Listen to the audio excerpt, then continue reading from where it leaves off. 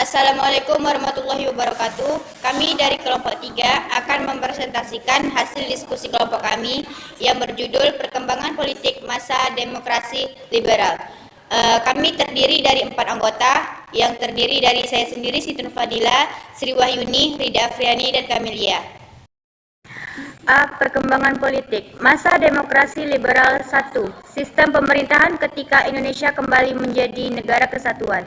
Undang-undang yang digunakan sebagai landasan hukum Republik Indonesia bukan kembali Undang-Undang Dasar 1945 sebagaimana yang diterapkan oleh PPKI pada awal kemerdekaan, namun menggunakan negara menurut Undang-Undang Dasar sementara. Latar belakang masalah dalam membentuk kabinet sering sekali menjadi faktor yang menyebabkan goyah dan jatuhnya kabinet. Hal ini terlihat ketika kabinet Natsir menjalankan pemerintahan, kelompok oposisi segera menjalankan kritik terhadap jalan pemerintahan Natsir.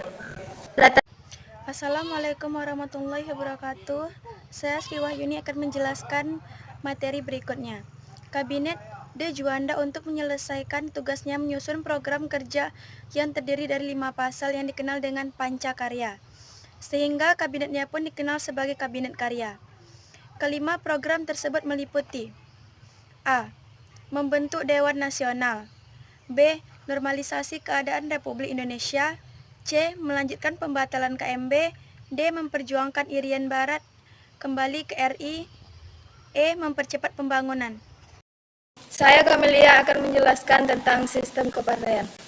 Melalui maklumat inilah gagasan pembentukan partai-partai politik dimuncul kembali dan berhasil membentuk partai-partai politik baru. Di antara partai-partai tersebut tergambar dalam bagan berikut ini. 1. Majelis Syuro Muslimin Indonesia atau Masyumi dipimpin oleh Dr. Sukiman Wiryosanjoyo pada tanggal 7 November 1945. 2. Partai Nasional Indonesia atau PNI dipimpin oleh Sidik Joyo Soekarto pada tanggal 29 Januari 1945. 3. Partai Sosialis Indonesia atau PSI dipimpin oleh Amir Syarifuddin pada tanggal 20 November 1945. 4. Partai Komunis Indonesia atau PKI dipimpin oleh Mr. Muhammad Yusuf pada tanggal 7 November 1945. 5. Partai Buruh Indonesia atau PBI dipimpin oleh Yono pada tanggal 8 November 1945. 6. Partai Rakyat Jelata atau PRJ dipimpin oleh Sultan Dewanis pada tanggal 10 November 1945.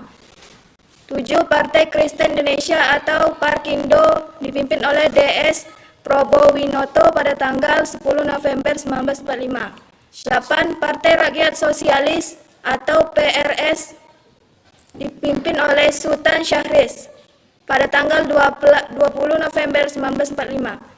9. Persatuan Marhaen Indonesia atau Permai dipimpin oleh JB Asa pada tanggal 17 Desember 1945. 10. Partai Katolik Republik Indonesia atau PKRI dipimpin oleh IJ Kasimo pada tanggal 8 Desember 1945. Saya Kamelia akan menjelaskan tentang sistem kepartaian. Melalui maklumat inilah gagasan pembentukan partai-partai politik dimuncul kembali dan berhasil membentuk partai-partai politik baru. Di antara partai-partai tersebut tergambar dalam bagan berikut ini. 1. Majelis Syuro Muslimin Indonesia atau Masyumi dipimpin oleh Dr. Sukiman Wiryosanjoyo pada tanggal 7 November 1945. 2. Partai Nasional Indonesia atau PNI dipimpin oleh Sidik Joyo Soekarto pada tanggal 29 Januari 1945. 3. Partai Sosialis Indonesia atau PSI dipimpin oleh Amir Syarifuddin pada tanggal 20 November 1945. 4. Partai Komunis Indonesia atau PKI dipimpin oleh Mr. Muhammad Yusuf pada tanggal 7 November 1945. 5. Partai Buruh Indonesia atau PBI dipimpin oleh Yono pada tanggal 8 November 1945. 6. Partai Rakyat Jelata atau PRJ dipimpin oleh Sultan Dewanis pada tanggal 10 November 1945. 7. Partai Kristen Indonesia atau Parkindo dipimpin oleh DS Probowinoto pada tanggal 10 November 1945.